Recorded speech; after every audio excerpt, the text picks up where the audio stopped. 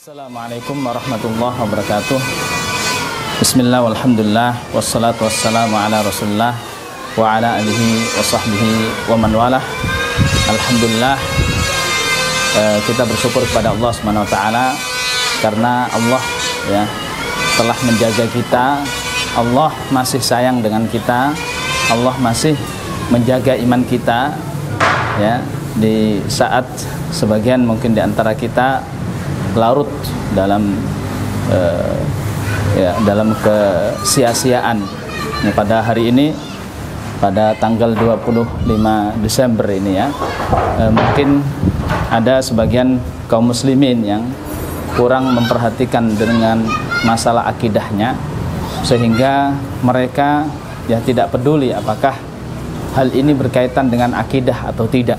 Ya, ada di antara mereka mungkin larut dengan agama lain ya, dengan ikut merayakan, ikut meyakini, memberi selamat dan sebagainya dengan hari raya agama lain, padahal ini bertentangan dengan akidah kita kaum muslimin.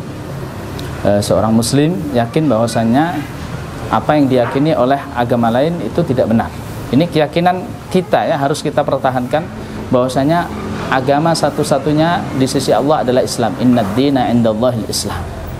Berarti yang di luar Islam ya, menurut kita, keyakinan kita, dan ini harus kita yakini ya, adalah agama yang tidak diterima oleh Allah Subhanahu wa taala. Ya, mudah-mudahan Allah memberikan kita istiqomah ya.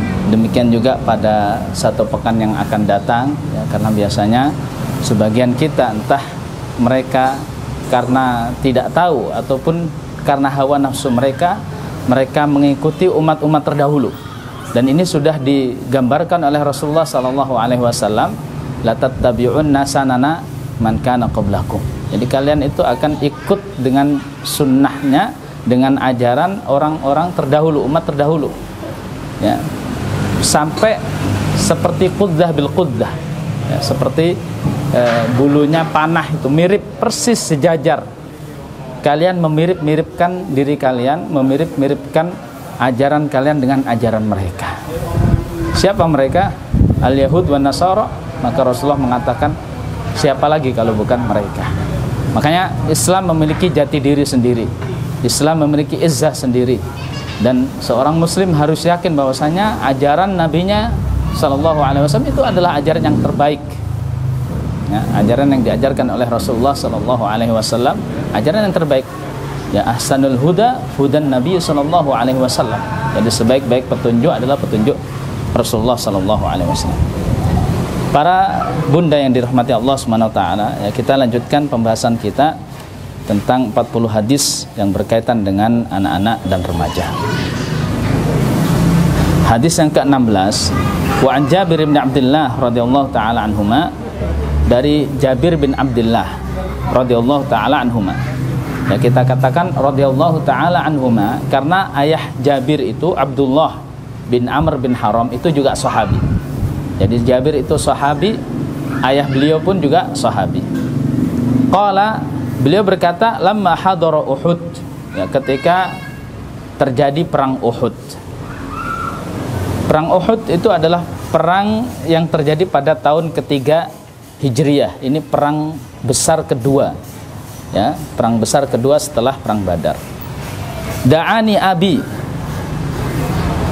ayahku memanggilku, minal laili ya, di saat malam perang Uhud itu ayahku memanggilku. Faqala ya Jabir, la alaika an takuna fi nadhari ahli Madinah. Wahai Jabir, tidak mengapa kamu ya tinggal di Madinah untuk menjaga Madinah, artinya tidak ikut berperang, hatta ta'lama ila ma yasiru amruna ya, sampai engkau tahu apa yang akan terjadi besok pada perang Uhud. Apakah nanti kami kaum muslimin akan menang atau sebaliknya. Jadi ayahnya ini berwasiat kepada Jabir untuk tinggal di Madinah, tidak ikut berperang bersama ayahnya dan juga Rasulullah. Fa inni wallahi laula anni atruku banatin li ba'di la ahbabtu an tuqtala baina yadayya wa ma urani illa maqtulan fi awwali man yuqtal min ashabin Nabi sallallahu alaihi wasallam. Beliau kemudian mengatakan, sesungguhnya wahai Jabir, demi Allah, kalau bukan karena aku punya putri-putri ya, punya anak-anak wanita. Ayah Jabir itu Abdullah punya 9 anak wanita dan 1 anak laki-laki yaitu Jabir. Jadi punya 10 anak, yang 9 wanita, yang 1 laki-laki. Maka ayahnya ini mengatakan, demi Allah, kalau bukan karena ya saudarimu itu, wanita-wanita itu, maka aku akan senang melihat kamu juga ikut berperang bersamaku, ikut berjihad, dan kamu terbunuh di jalan Allah Subhanahu wa taala. Ya. Dan aku merasa bahwasanya aku pada peperangan besok ini termasuk orang-orang yang akan terbunuh ya, di antara para sahabat yang terbunuh pertama kali pada perang Uhud. Wa inni la atruku ba'di a'azza alayya minka, dan aku tidaklah meninggalkan sepeninggalku sesuatu yang lebih aku banggakan kecuali dirimu. Ya, karena satu-satunya anak laki-lakinya Jabir, maka yang paling dibanggakan oleh ayahnya ini Jabir itu. Ghair nafsi Rasulullah sallallahu alaihi wasallam, kecuali ya selain dari Rasulullah sallallahu alaihi wasallam. Artinya ada sesuatu yang aku banggakan, yang aku tinggalkan, yaitu Jabir, satu-satunya anak laki-lakinya. Dan lebih dari Jabir itu adalah Rasulullah. Artinya ayahnya itu lebih mencintai Rasulullah SAW, bahkan lebih daripada jiwanya dan juga anaknya. Wa inna alayya dainan. Nah, ini kemudian beliau memulai wasiatnya. Beliau memulai wasiatnya dengan mengatakan, wa inna alayya dainan, sesungguhnya aku punya hutang. Faqdihi wastausi bi akhwatika khairan. Ya. Beliau mengatakan, aku punya hutang, maka bayarlah hutangku itu dan jagalah saudari-saudarimu. Ini ada 2 wasiat yang diwasiatkan oleh ayahnya. Yang pertama adalah hutang, yang kedua adalah menjaga saudari-saudarinya. Fa asbahna fakana awwala qatilin. Maka pada pagi hari itu terbuktilah prasangka dari ayah Jabir bahwasanya dia adalah orang yang termasuk orang yang pertama kali terbunuh pada perang Uhud. Wa dufina ma'ahu akhar fi qabrin.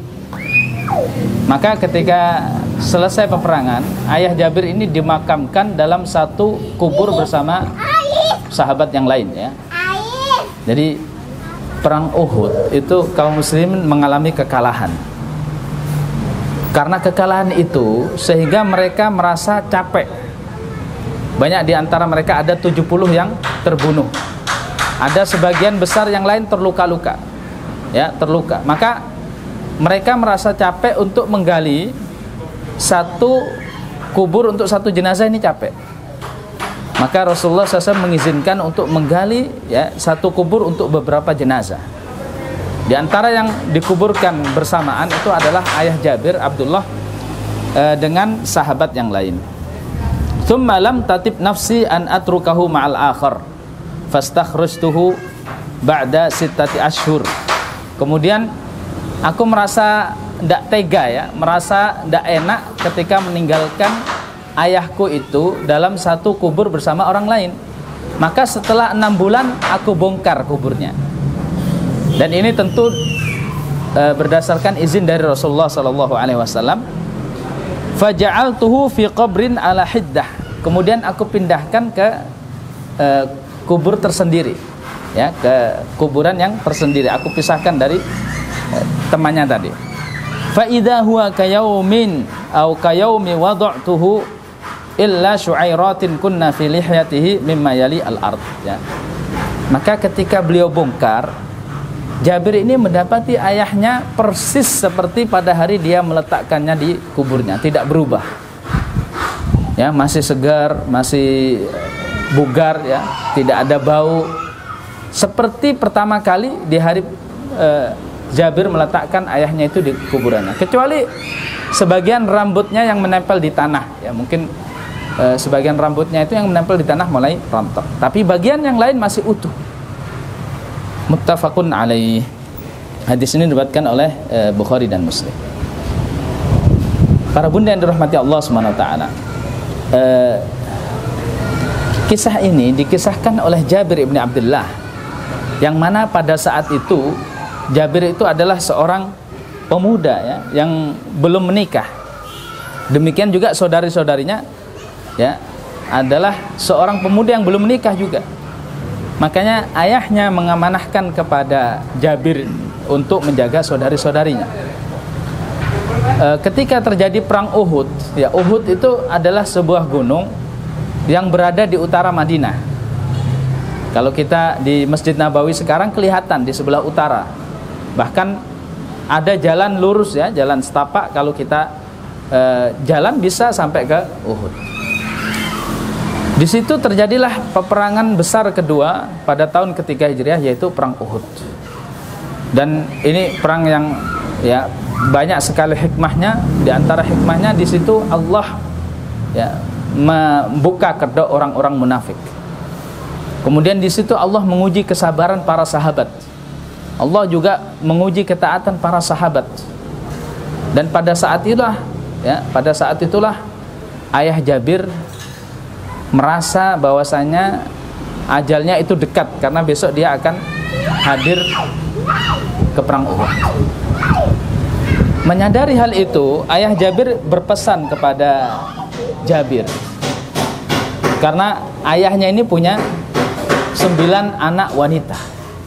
Coba perhatikan, ya, bagaimana ayah Jabir ini memperhatikan putri-putrinya, ya, dengan menyerahkan pertanggungjawaban atau menyerahkan tanggung jawab dari putri-putrinya ini kepada anak laki-lakinya. Ini termasuk wasiat, ya, seorang ayah kepada putranya tentang amanah, tentang menjaga amanah, menunaikan kewajiban. Dan ketika seorang ayah misalkan atau orang tua berwasiat kepada anaknya untuk menunaikan amanah, maka di situ ada ta'zim, ya, ada rasa bahwasanya seorang anak itu dianggap oleh orang tuanya. Jadi dia sudah tidak diperlakukan lagi seperti anak kecil, tapi orang tuanya sudah menganggapnya seperti orang yang sudah dewasa, orang yang layak untuk memikul amanah. Makanya betul nanti Jabir akhirnya betul-betul, ya, mengemban amanah itu. Bahkan dia rela nanti, ya, ketika dia harus menikah, dia memilih untuk menikahi janda daripada gadis. Ketika ditanya oleh Rasulullah, ya Rasulullah, ketika Rasulullah bertanya kepada Jabir, ya Jabir, tazawwaj, ya, wahai Jabir, engkau menikah? Iya. Ya Rasulullah, aku menikah. Dengan siapa? Dengan gadis atau dengan janda? Jabir mengatakan dengan janda. Nah, kenapa dengan janda? Hal bikron tula'ibuha wa tula'ibuka. Kenapa engkau tidak memilih gadis sehingga engkau bisa bersenang-senang dengannya dan dia bersenang-senang denganmu? Maka Jabir menjelaskan bahwasannya dia itu punya akhwat, punya saudari-saudari yang masih kecil-kecil. Kalau seandainya dia menikah dengan gadis yang seusia dengan saudari-saudarinya, maka di sini tanggung jawabnya tambah besar lagi. Makanya Jabir memilih janda yang sudah berpengalaman merawat anak untuk membantu dia mengurus adik-adiknya. Inilah, ya, amanah yang diberikan oleh ayah Jabir Abdullah kepada Jabir.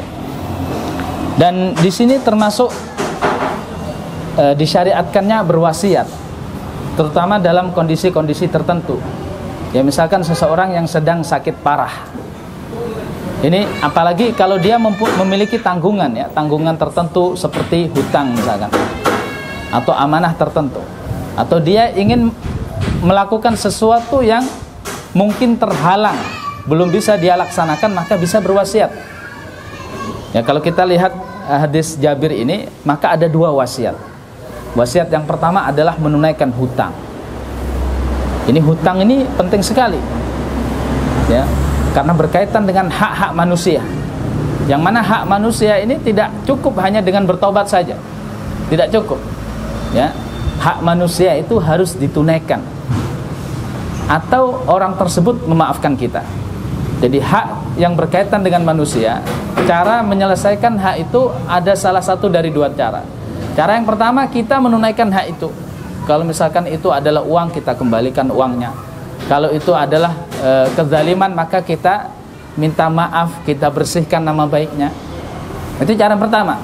Cara yang kedua adalah orang itu memaafkan kita, atau orang itu mengikhlaskan hutangnya kepada kita. Ya, dengan salah satu dari dua cara ini, maka hak orang lain akan terbebas.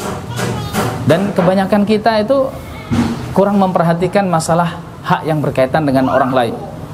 Padahal itulah yang seharusnya kita lebih dahulukan, ya, lebih dahulukan. Kalau hak kepada Allah sebesar apapun, ya, tanggungan kita kepada Allah, maka kita berharap dengan luasnya rahmat Allah kita bisa bertobat, kita bisa minta ampun kepada Allah SWT. Akan tapi hak kepada manusia ini tidak bisa kecuali dengan salah satu dari dua hal. Maka ini lebih penting, ya, bukan berarti hak kepada Allah tidak penting, bukan. Hak kepada Allah penting, ya, kita wajib menunaikan hak-hak Allah, penting. Kita wajib menjaga apa yang Allah haramkan untuk kita hindari, penting. Akan tapi hak kepada manusia ini juga penting, ya, bahkan, ya, saking pentingnya ini bisa jadi taubat saja tidak cukup, karena kita harus menyelesaikan urusan itu kepada empunya hak, ya, yang punya hak. Nah, di antara mungkin wasiat yang bisa kita wasiatkan, ya, misalkan seseorang punya hutang, ini jelas. Atau seseorang punya keinginan, misalkan ada orang tua yang pengen haji misalkan, maka hendaklah dia berwasiat kepada anaknya kalau misalkan dia belum bisa melaksanakan hajinya itu, ya, apalagi sekarang mungkin antrian haji lama, ya, belum tentu ketika datang waktu haji dia dalam kondisi sehat, atau mungkin ajalnya sudah tiba duluan sebelum haji. Maka dia berwasiat, ya, wahai anakku, wahai putraku, seandainya aku mati dan belum sempat melaksanakan haji, maka berhajilah untukku, ya. Atau yang lain misalkan, ya, wahai anakku, sesungguhnya aku punya nadar, ya, pernah bernadar. Sebagaimana kisah seorang wanita yang bertanya kepada Rasulullah, sesungguhnya ibuku itu punya nadar puasa 1 bulan. Kalau kita pernah punya nadar dan nadar itu belum sempat kita lakukan, maka hendaklah berwasiat, ya, supaya bisa ditunaikan oleh ahli waris. Ya, contoh yang lain, misalkan kita punya hajat, sesuatu, misalkan apa, berkorban, kita ingin berkorban tahun ini, tapi kita belum yakin bahwasanya kita akan hidup sampai Idul Kurban, maka kita juga berwasiat kepada ahli waris kita supaya bisa berkorban untuk kita. Wakaf pun demikian, ya, mungkin kita punya keinginan yang baik, kita ingin berwakaf dari harta yang kita dapatkan dari orang tua kita misalkan, akan tapi harta itu masih belum dibagikan, sehingga kita menunggu sampai proses pembagian harta itu selesai. Akan tapi kita takut juga kalau ajal mendahului kita, maka kita berwasiat kepada ahli waris kita, wahai anakku, ya, seandainya aku mati, maka aku wakafkan setengah dari hartaku lillahi ta'ala. Ini hal-hal yang perlu kita wasiatkan kepada anak-anak kita, baik itu berkaitan dengan hak orang lain atau berkaitan dengan hak Allah seperti nazar, ya, atau juga berkaitan dengan amal soleh yang kita niatkan untuk kita laksanakan. Dalam hadis ini ada pelajaran menarik, yaitu tanggung jawab anak-anak wanita. Ini anak wanita ini siapa yang bertanggung jawab? Kalau kita diberi Allah SWT amanah anak wanita, ini siapa yang bertanggung jawab terhadap anak wanita? Tentu yang pertama adalah ayahnya, ya, ayahnya lah yang bertanggung jawab nafkahnya, pendidikannya, ya, mendidiknya, memeliharanya sampai anak ini menikah. Jadi beda antara anak laki-laki dengan anak wanita, ya. Anak laki-laki itu batasnya sampai ketika dia balik, tapi anak wanita sampai dia menikah. Karena itu adalah tanggung jawab seorang ayah. Tapi ketika seorang ayah tidak ada, maka siapa yang bertanggung jawab terhadap anak ini? Ya kalau ada kakeknya, kakeknya. Karena kakek itu adalah ganti dari ayah. Atau kalau tidak ada kakeknya, berarti saudara laki-laki dari ayahnya, pamannya, ya, saudara ayahnya. Kalau mereka tidak ada, maka saudara laki-lakinya. Makanya di sini ayah Jabir, Abdullah, berwasiat kepada Jabir, ya, karena dia adalah satu-satu anak laki-lakinya, satu-satunya anak laki-laki daripada ayahnya. Maka ayahnya berwasiat, sepeninggalku nanti tolong jaga saudari-saudarinya. Nah, karena ini meskipun adalah kewajiban Jabir sepeninggal ayahnya, tapi dengan wasiat itu Jabir merasa diorangkan, istilahnya ya. Jabir merasa bahwasanya selain ini adalah kewajibanku, ini adalah wasiat dari ayahku. Maka dia nanti akan sungguh-sungguh betul ya memperhatikan saudari-saudarinya. Seperti yang kita jelaskan tadi, bahwasanya nanti Jabir itu ketika masuk usia pernikahan. Ini Jabir ketika diberi wasiat masih muda ya, belum menikah. Tapi nanti ketika masuk usia pernikahan, ketika Jabir hendak menikah, Jabir mendahulukan kepentingan saudari-saudarinya daripada kepentingan dirinya. Ya, Jabir tidak memilih wanita yang muda, wanita yang cantik, akan tapi Jabir radhiyallahu ta'ala anhu lebih mementingkan wanita yang dewasa, wanita yang bisa membantunya untuk merawat saudari-saudarinya. Taib. Hadis yang ke-17, An Sahal ibn Sa'ad radhiyallahu ta'ala anhu, dari Sahal bin Sa'ad radhiyallahu ta'ala anhu, sami'an Nabiy sallallahu alaihi wasallam yaqul yauma Khaybar.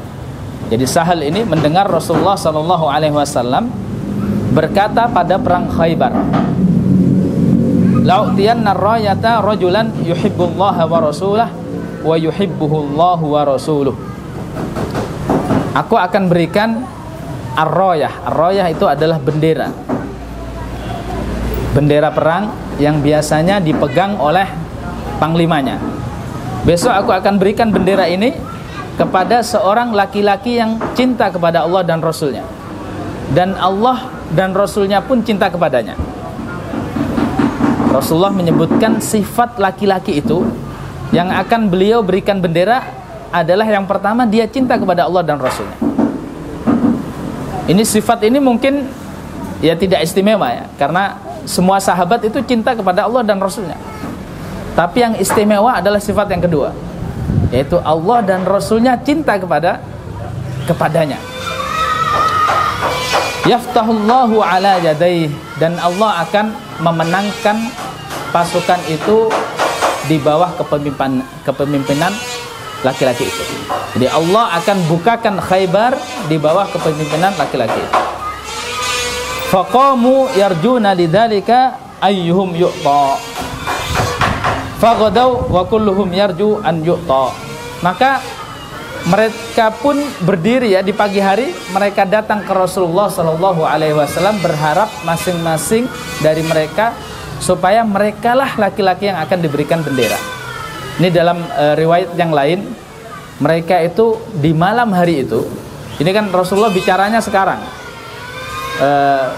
memberikan benderanya besok. Rasulullah bilang besok saya akan berikan bendera kepada laki-laki yang cinta kepada Allah dan Rasulnya, dan Allah dan Rasulnya pun cinta kepada dia.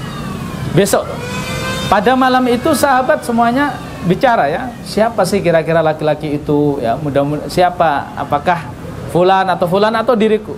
Masing-masing berharap dirinya menjadi laki-laki. Besok paginya semuanya menuju ke Rasulullah sallallahu alaihi wasallam, berharap dirinya lah yang akan diberikan oleh Rasulullah sallallahu alaihi wasallam bendera. Faqala, maka Rasulullah bertanya, di mana Ali? Rasulullah bertanya, di mana Ali? Faqila yashtaki ainaihi. Maka dikatakan kepada Rasulullah, Ali sedang sakit matanya.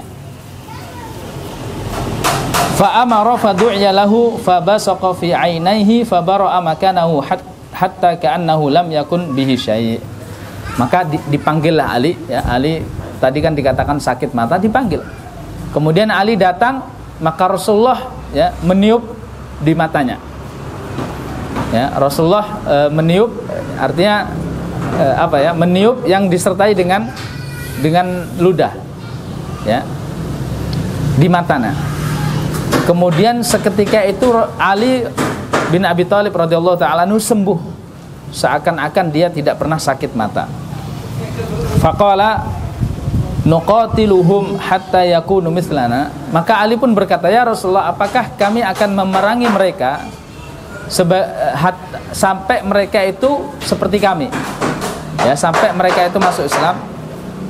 Faqala ala rislika hatta tanzila bisahatihim summa du'uhum ilal Islam wa akhbirhum bima yajibu alaihim. Maka Rasulullah mengatakan kepada Ali, ya, jangan terburu-buru, tenang, jangan terburu-buru.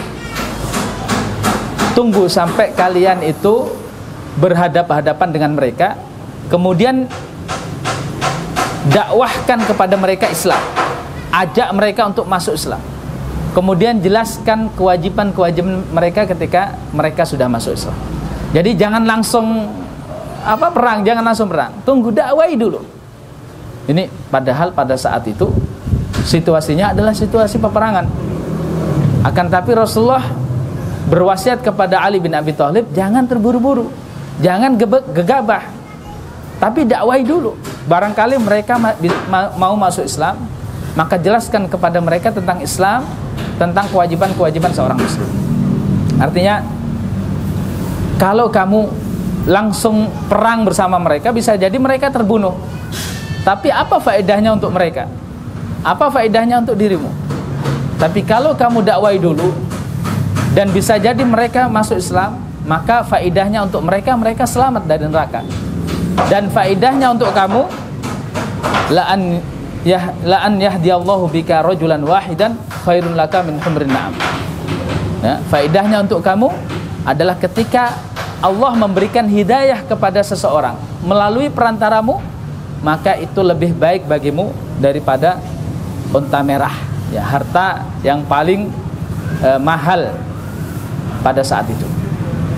Berarti ada faedahnya ketika mereka mau menerima dakwahmu. Dalam kondisi kaum muslimin, ya, pada saat itu Rasulullah Shallallahu Alaihi Wasallam sedang menuju ke Khaybar. Jadi Khaybar itu adalah sebuah daerah yang terletak di utara Madinah sejauh 173 km kurang lebih. Jadi di Khaybar itu ada perkampungan Yahudi. Jadi memang daerah itu adalah daerah yang subur, ya, banyak kebun kurma. Disitulah tinggal perkampungan Yahudi, dan mereka memiliki benteng yang kokoh dan tinggi. Jadi mereka itu bersembunyi di balik benteng itu. Sebagian kaum Yahudi yang telah Rasulullah usir, ya, karena mereka berkhianat di Madinah, mereka bergabung bersama yang Yahudi yang ada di Khaybar. Kemudian mereka berbuat makar di Khaybar sana. Makanya Rasulullah Shallallahu Alaihi Wasallam, ya, pergi bersama para sahabat ke Khaybar untuk menaklukkan orang-orang Yahudi yang ada di Khaybar. Ketika Rasulullah sampai di sana, jadi Rasulullah tidak langsung melakukan penyerangan. Akan tapi Rasulullah Shallallahu Alaihi Wasallam memulai dengan dakwah. Bahkan Rasulullah memilih salah satu di antara para sahabat, ya, yang terbaiknya untuk memimpin peperangan, untuk memimpin dakwah, ya, kepada orang Yahudi yang ada di Khaybar. Ini perang ini terjadi pada tahun ke-7 Hijriah. Jadi nanti di akhir peperangan itu sebetulnya tidak semuanya perang, ya. Karena sebagian orang Khaybar itu ada yang menerima, artinya mereka tidak mau masuk Islam, akan tapi mereka mau damai. Ini termasuk ahlu zimmah. Sebagian lagi menyerang, ya, maka nanti ketika selesai perang Khaybar itu, ada sebagian mereka yang ingin tetap di Khaybar, ya, ingin tetap bekerja di Khaybar, tidak diusir, dan mereka nanti akan dapat sebagian dari pekerjaannya. Jadi ketika Khaybar itu ditaklukkan oleh Rasulullah, itu sebagian mereka yang menyerah, yang berdamai, itu akan diperkerjakan oleh Rasulullah SAW di Khaybar dan dapat bagian dari pekerjaan mereka. ya, mudharabah. Akan tapi kaum Yahudi yang menyerang, ya, diserang juga oleh Rasulullah SAW, dan itulah Islam, ya. Ketika Islam datang ke sebuah negeri, itu yang diawali dulu adalah dakwah. Ketika mereka menerima, alhamdulillah. Ketika mereka tidak menerima pun, tapi mereka ingin berdamai, maka Islam pun memberikan kedamaian kepada mereka. Ya, baik. Di dalam hadis ini Rasulullah SAW memberikan motivasi kepada para sahabat. Motivasi apa? Ya, ketika Rasulullah mengatakan besok aku akan berikan bendera ini, artinya ya, bendera sebagai panglima ini yang akan memegang bendera kepada seseorang yang mencintai Allah dan Rasulnya, yang Allah dan Rasulnya juga mencintainya. Ini motivasi yang dikaitkan dengan akhirat, motivasi yang dikaitkan dengan Allah. Maka selayaknya ketika kita memberi motivasi, ya, terutama kepada anak kita, maka kaitkan motivasi itu dengan akhirat, jangan dunia saja, ya. Karena kalau motivasinya dunia itu biasa, ya, misalkan kita motivasi, wahai anakku nanti kalau misalkan naik kelas, ya, bunda akan berikan sepeda. Ini motivasi biasa, motivasi biasa, karena teman-temannya juga punya sepeda biasa. Atau kita sebutkan sifatnya, misalkan, oh kamu, ya, cantik misalkan, ini motivasi biasa. Tapi motivasi akhirat, misalkan, ya, kamu adalah anak yang soleh, anak yang soleha, ya, semoga Allah Subhanahu Wa Taala memasukkan kita ke surga. Ini motivasi akhirat, inilah yang akan langgeng, yang akan istimewa, yang akan dia ingat terus. Karena kalau motivasinya dunia, ya, misalkan motivasi apa, sepeda, berarti kalau sudah dapat sepeda tidak semangat lagi. Tapi kalau motivasinya akhirat, dia akan terus semangat, ya. Bahkan di seluruh kehidupannya dia akan ingat motivasi itu. Ini Rasulullah memberikan motivasi kepada sahabat, bahwasanya orang yang akan beliau pilih adalah orang yang istimewa, yang tidak hanya cinta kepada Allah dan Rasulnya, bahkan Allah dan Rasulnya pun cinta kepadanya. Di dalam hadis ini menunjukkan tentang keinginan para sahabat untuk mendapatkan cinta dari Allah dan Rasulnya. Bahkan Umar bin Khattab, ya, berkata ketika peristiwa ini, ya, aku tidak pernah mengangankan sebuah kekuasaan. Jadi aku tidak pernah ingin dijadikan pemimpin kecuali pada hari itu, ya, karena jadi pemimpin itu berat. Maka Umar tidak angen-angen, tidak pernah berharap untuk dijadikan pemimpin kecuali pada hari itu. Kenapa? Karena Rasulullah menjelaskan orang yang Rasulullah pilih menjadi pemimpin pada saat itu adalah orang yang dicintai Allah dan Rasulnya. Jadi karena motivasi akhirat inilah, ya, orang seperti Umar bin Khattab dengan tawadhu dan zuhudnya menginginkan untuk jadi pemimpin karena dicintai oleh Allah dan Rasulnya. Dan hadis ini juga menunjukkan bolehnya kita meminta untuk dijadikan pemimpin, ya, karena para sahabat itu di pagi hari mereka datang ke Rasulullah berharap masing-masing mereka dijadikan pemimpin. Tentu dengan syarat apabila kepemimpinan itu akan mendapatkan maslahat yang betul-betul ada, ya, betul-betul terrealisasi. Kalau maslahatnya adalah maslahat dunia atau maslahat khusus bagi kita, maka ya lebih baik hal itu kita hindari. Kalau kita tidak yakin kita akan bisa menunaikan amanah kepemimpinan, karena menjadi pemimpin itu berat, ya. Kullukum ra'in wa kullukum mas'ulun an ra'iyati. Setiap kalian itu pemimpin, dan kalian pasti akan diminta pertanggungjawaban dari apa yang kalian pimpin. Jangankan jadi pemimpin, kita aja sekarang ini pemimpin.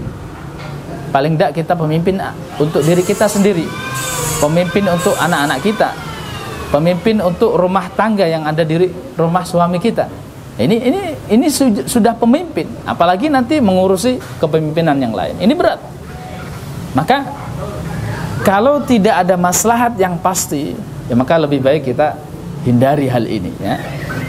Tapi kalau ada maslahat yang pasti, seperti yang dijelaskan oleh Rasulullah, pemimpin itu dicintai oleh Allah dan Rasulnya, maka disitulah ya seseorang boleh mengharapkan menjadi pemimpin.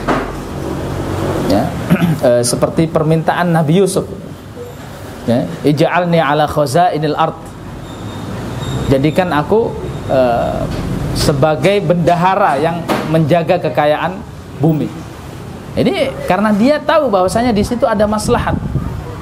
Ya, tapi kalau kita ragu apakah kita bisa menunaikan atau tidak, maka yang lebih selamat adalah menghindarinya. Di dalam hadis ini ada keberkahan Rasulullah Shallallahu Alaihi Wasallam. Bahkan zatnya Rasulullah itu penuh berkah ya.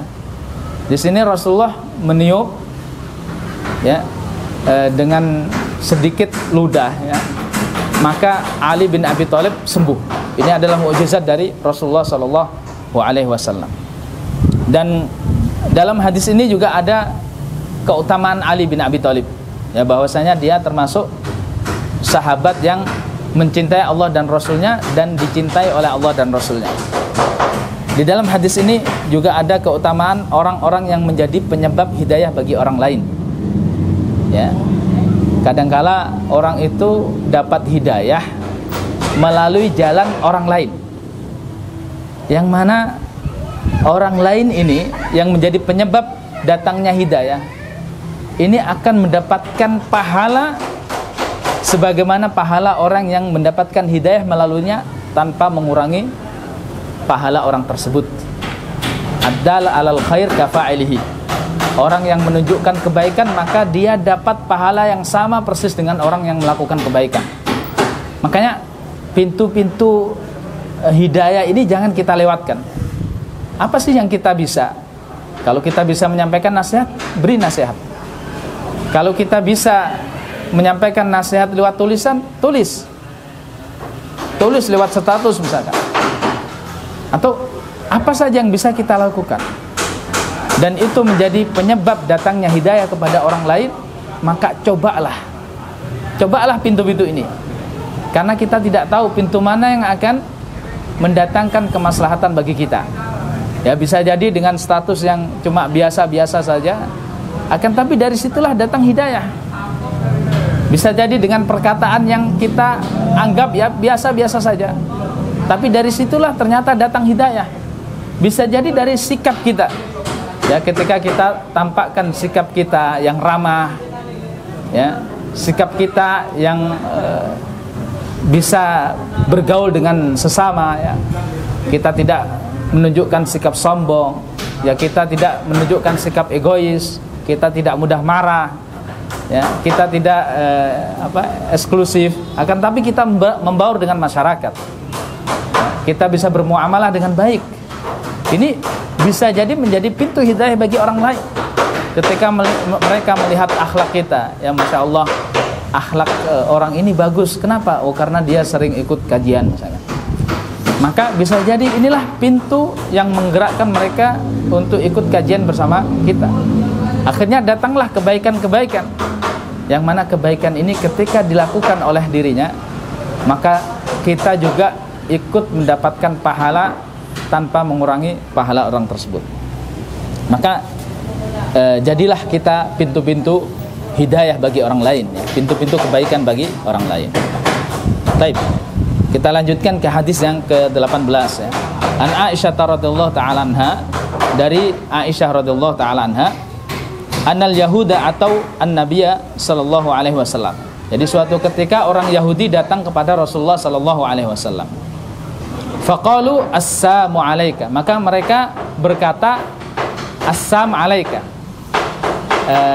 Jadi sam itu artinya adalah kematian, dan mereka mengatakannya assam alayka seolah-olah mereka mengatakan assalamu alayka, padahal yang mereka maksud assam. Ini beda ya, assam sama assalam beda, meskipun cuma selisih satu huruf saja, yaitu lam. Assalam itu ada lamnya, assam itu tidak ada lamnya, tapi maknanya berbeda 180 derajat ya. Assalam itu artinya keselamatan untukmu, assalamualaikum, keselamatan untukmu.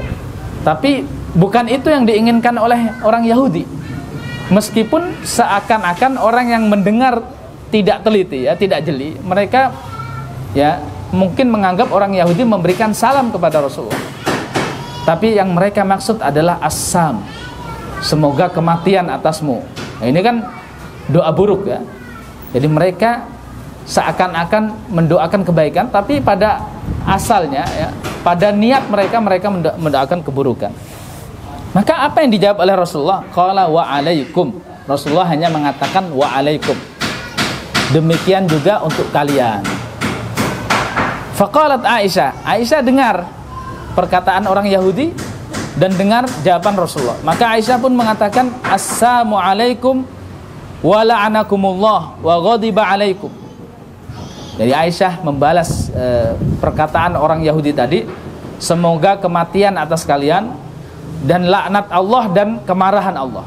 Jadi ditambah oleh Aisyah, tidak hanya kematian tapi laknat dan juga kemarahan Allah atas kalian. Faqala Rasulullah sallallahu alaihi wasallam, maka Rasulullah berkata kepada Aisyah, mahlan ya Aisyah, alaika birrifqi wa iyyaki wal 'unf awil fuhsh.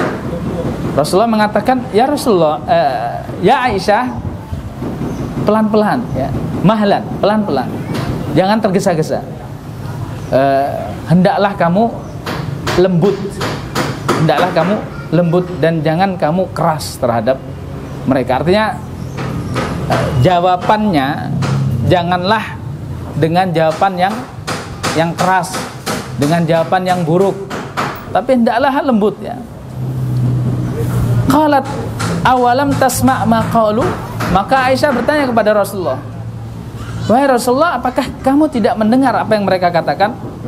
Qala awalam tasma'i ma qultu. Ya Rasulullah dengar. Makanya Rasulullah berkata, ya Aisyah, kamu apakah tidak mendengar apa yang aku ucapkan? Radattu alaihim, aku jawab mereka. Fayustajabu li fihim wala yustajabu lahum fiyya. Maka doaku tadi dikabulkan oleh Allah, sedangkan doa mereka tidak dikabulkan oleh Allah. Jadi ketika Rasulullah mengucapkan wa'alaikum, ini sesungguhnya jawaban yang pas, yang cukup. Jadi apapun yang kalian ucapkan, maka kalian akan dapat sesuai dengan apa yang kalian ucapkan. Karena doa Rasulullah diijabahi oleh Allah, dikabulkan oleh Allah, sedangkan doa mereka tidak dikabulkan oleh Allah Subhanahu wa taala. Jadi dalam hadis ini ada beberapa faedah yang bisa kita ambil. Yang pertama adalah buruknya sikap orang Yahudi terhadap kaum muslimin, bahkan kepada Nabi Muhammad SAW. Makanya mereka itu disebut dalam Al-Quran maghdub alaihim. Ya, ketika kita membaca surat Al-Fatihah, ghairil maghdubi alaihim itu yang dimaksud orang Yahudi, waladdallin itu yang dimaksud orang Nasrani. Kenapa orang Yahudi itu maghdub alaihim? Artinya maghdub alaihim adalah orang yang dimarahi, mendapat kemarahan, murka dari Allah Subhanahu wa taala. Kenapa mereka mendapat murka? Karena mereka itu adalah orang yang berilmu tapi mereka tidak mau mengamalkan sesuai dengan ilmunya. Jadi mereka tahu di dalam kitab mereka baca kitab, tahu mereka bahwasanya Islam itu agama yang benar, Rasulullah itu adalah nabi yang terakhir, tapi mereka tidak mau beriman, mereka tidak mau mengamalkan ilmunya. Maka di dalam surat Al-Fatihah, yaitu termasuk doa ya, ghairil maghdubi alaihim. Jadi maka jadikan kami bukan termasuk mereka, orang-orang yang engkau murkai, orang-orang Yahudi, orang-orang yang berilmu tapi tidak beramal. Waladdallin, orang-orang yang tersesat, yaitu orang-orang Nasrani, orang yang tidak punya ilmu. Ya, mereka tersesat karena mereka tidak punya ilmu, mengamalkan tanpa dasar ilmu. Ini dua-duanya salah ya. Berilmu tapi tidak diamalkan salah, mengamalkan tapi tanpa dasar ilmu juga salah. Karena yang pertama itu ya termasuk orang-orang yang dimurkai, punya ilmu tapi tidak mau mengamalkan. Yang kedua ini termasuk orang-orang yang tersesat karena beramal tanpa dasar ilmu. Maka yang baik bagaimana? Yang baik adalah berilmu kemudian diamalkan. Ya. Al-ilmu qabla al-qawli wal amal.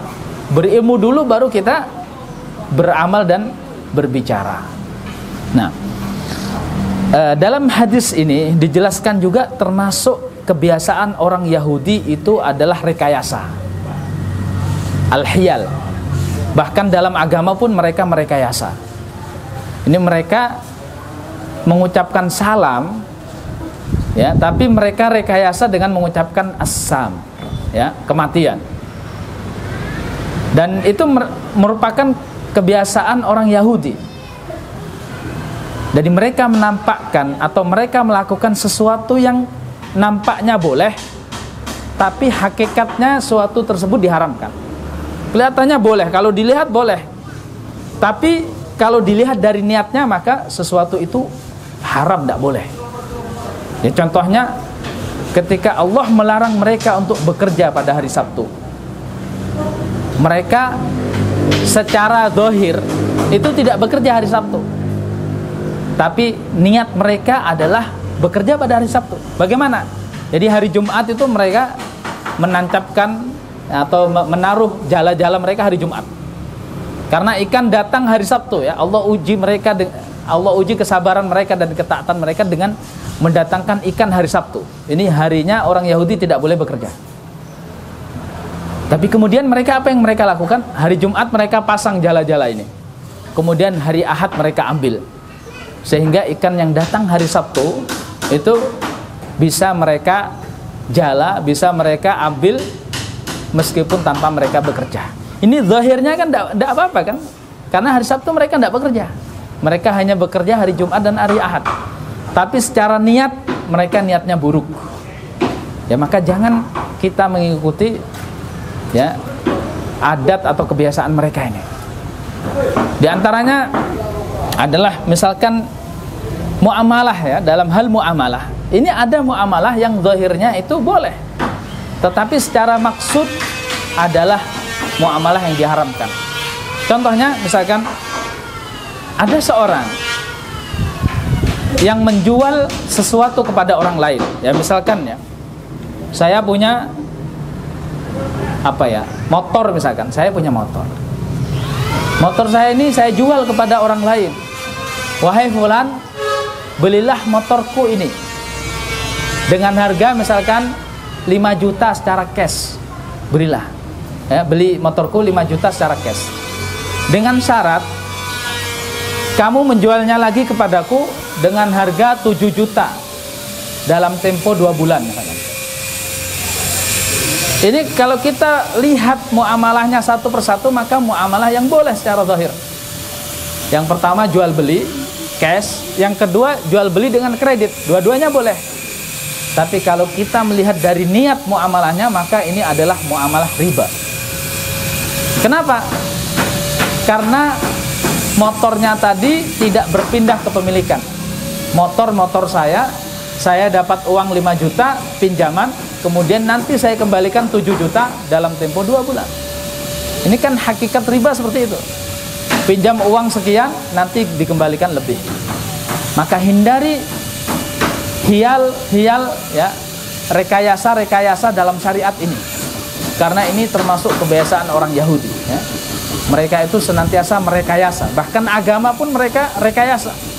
Mereka lakukan, ya, sesuatu yang secara zahir boleh, akan tapi kalau dilihat dari niatnya maka hal itu adalah hal yang haram. Dalam hadis ini Rasulullah SAW melarang Aisyah untuk bersikap kasar. Kenapa? Padahal orang Yahudi itu berhak untuk mendapatkan doa yang didoakan Aisyah, berhak, ya, berhak mereka. Bahkan Allah sendiri, ya, mengatakan maghdub alaihim, orang Yahudi itu adalah orang yang dimurkai. Jadi kita berhak, karena Allah sendirilah yang memurkai mereka dalam surat Al-Fatihah. Akan tapi karena Rasulullah takut, ya, seandainya perkataan ini meskipun adalah perkataan yang boleh kepada orang Yahudi, tapi ketika keluar dari lisan kita menjadikan kita, ya, orang yang biasa mengatakan dengan perkataan yang buruk. Jadi ada kalanya sekali kita berkata buruk itu menjadikan lisan kita itu terbiasa untuk berkata buruk. Ya, misalkan kita ada, misalkan bukan kita, ya, tapi ada seseorang yang melaknat orang yang berhak untuk dilaknat. Fir'aun misalkan, Abu Jahal, orang yang berhak dilaknat, ya. boleh sesungguhnya. Tapi kenapa jangan dilakukan? Meskipun hal itu boleh, tapi jangan kita lakukan. Kenapa? Karena kita takut laknat itu terbiasa dengan lisan kita, atau lisan kita terbiasa dengan kata laknat, sehingga ya orang-orang yang tidak berhak untuk mendapatkan laknat pun dilaknat. Makanya ini sungguhnya pelajaran adab dari Rasulullah SAW. Meskipun itu boleh kepada orang Yahudi, tapi takut mengotori lisan kita, takut menjadikan lisan kita terbiasa untuk berkata buruk. Di dalam hadis ini juga ada hikmah ya. Di antaranya adalah membalas keburukan dengan kebaikan itu ada kalanya adalah pilihan yang tepat. Ya, karena dia bisa memberikan pengaruh bagi orang yang berbuat keburukan. Ya, Rasulullah SAW itu pernah punya tetangga ya. Tetangga ini senantiasa maki-maki Rasulullah SAW. Tapi Rasulullah tidak membalas makian itu.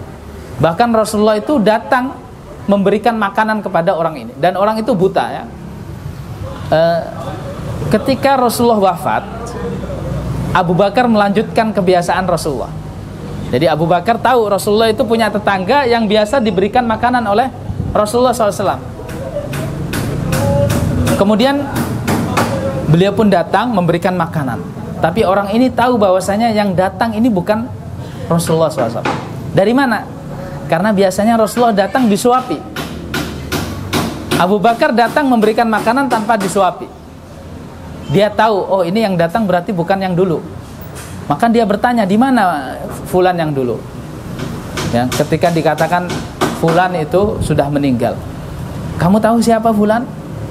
Ya, fulan itu adalah yang kamu caci maki setiap hari. Dia adalah Rasulullah SAW. Maka akhirnya orang ini pun masuk Islam. Jadi ada kalanya kebaikan kita, meskipun dengan orang yang berbuat buruk kepada kita, memberikan pengaruh ya, meskipun tidak langsung, meskipun dalam tempo waktu yang mungkin berjarak, ya mungkin lama, tapi itu akan ada. Paling tidak itu akan mengurangi permusuhan mereka. Meskipun mereka belum mendapatkan hidayah, tapi paling tidak itu mengurangi permusuhan mereka. Makanya ini adalah ya, pelajaran dari Rasulullah SAW kepada Aisyah ya, radhiyallahu ta'ala anha, supaya untuk berlemah lembut bahkan kepada orang Yahudi yang jelas-jelas memusuhi Nabi SAW. Dan di dalam hadis ini ya, sebagaimana yang dikatakan oleh Rasulullah, fayustajabuli fihim. Jadi Allah mengabulkan doa Rasulullah SAW, dan Allah tidak mengabulkan doa orang Yahudi. Jadi makanya ini sunnahnya adalah ketika mereka memberi salam kepada kita ya, maka sunnahnya adalah kita mengatakan wa'alaikum. Wa'alaikum. Jadi bukan kita katakan wa'alaikumussalam, tapi kita katakan wa'alaikum sebagaimana yang dikatakan oleh Rasulullah SAW, karena Allah ya mengabulkan doa kita kaum muslimin, dan Allah tidak mengabulkan doa mereka. Jadi mungkin ini 3 hadis yang bisa kita ambil pada hari ini. Dan semoga memberikan faedah bagi kita semua, dan kita bisa mengamalkan dalam kehidupan kita sehari-hari. Wallahu ta'ala alam. Wassallallahu ala nabiyina Muhammad wa ala alihi wa sahbihi wasallam.